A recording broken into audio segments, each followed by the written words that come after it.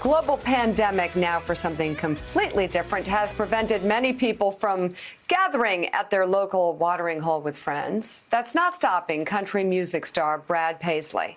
His latest single, it's entitled There's No I in Beer, features more than 225 people across 39 countries, all joining together to share a beer virtually. And the Grammy Award-winning country singer joins us now, along with former senior advisor for the House Oversight and Government Reform Committee, Kurt Bardella. He's a morning show contributor, USA Today opinion columnist, and creator and publisher of the influential Morning Hangover, country music's only daily tip sheet. So there's no I in beer, guys. Brad Paisley, I'll start with you.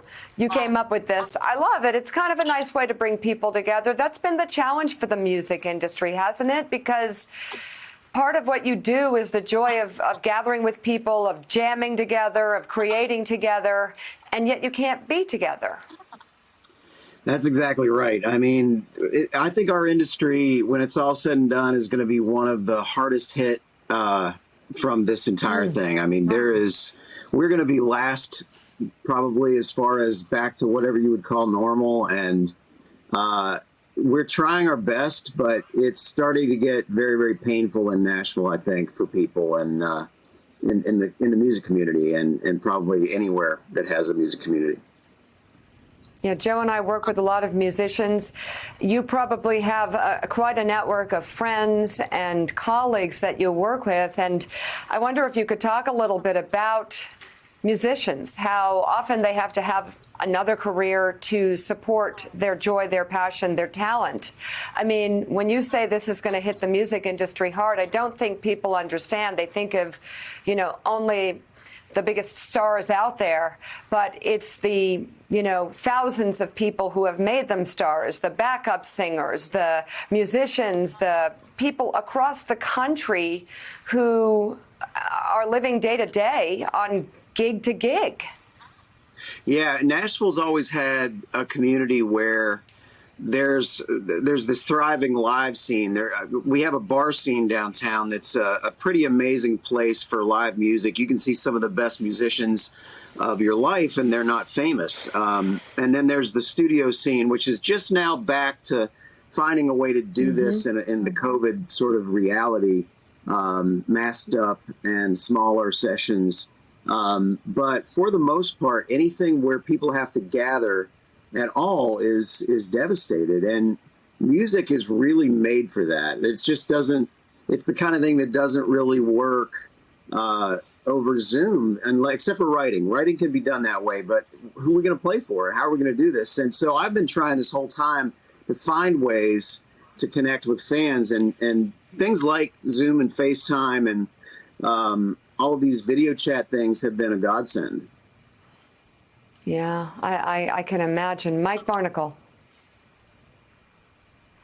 Hey, Kurt, as you know better than most, if you listen to country music a lot, if you listen to the lyrics, you're listening to a story, each song, a story about America, a uniquely American form of music, country music.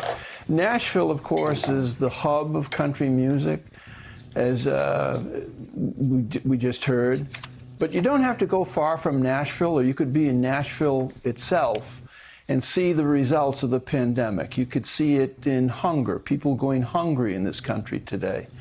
What role do you think country music has in this climate, in this culture of a pandemic, to restore people's faith in the country itself?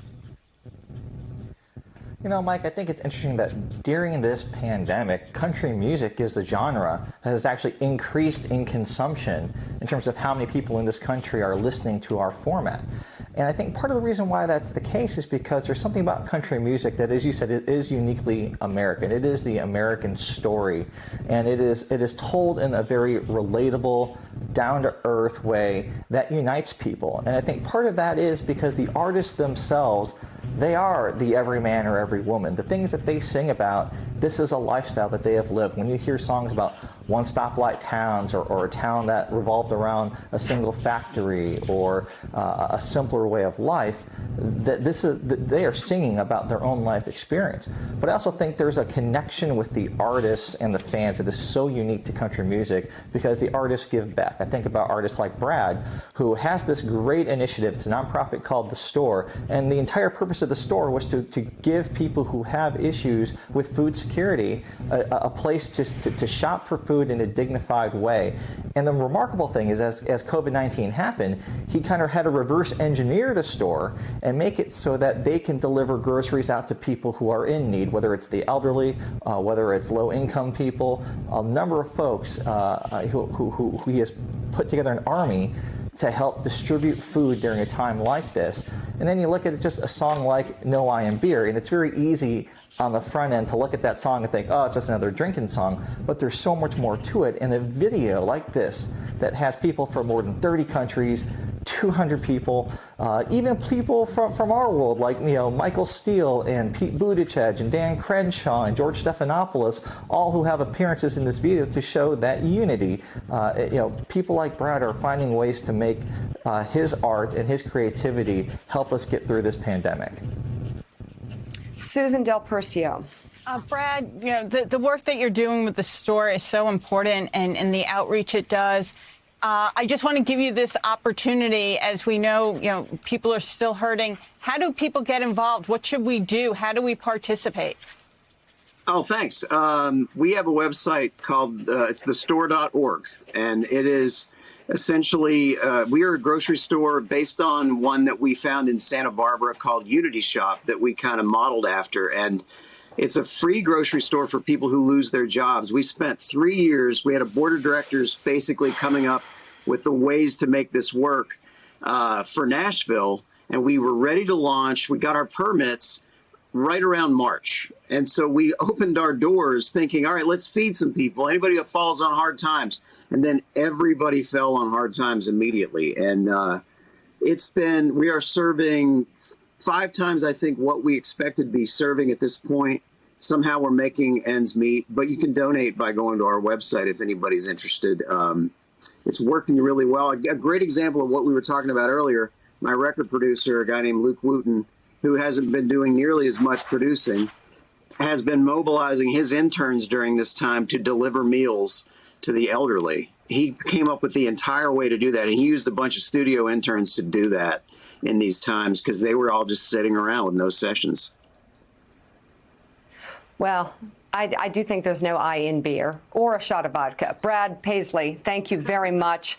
Kurt Bardella, thank you as well. We appreciate your coming on and really giving us some insight as to just how far the struggle has come given this pandemic. Thanks for checking out MSNBC on YouTube, and make sure you subscribe to stay up to date on the day's biggest stories. And you can click on any of the videos around us to watch more from Morning Joe and MSNBC. Thanks so much for watching.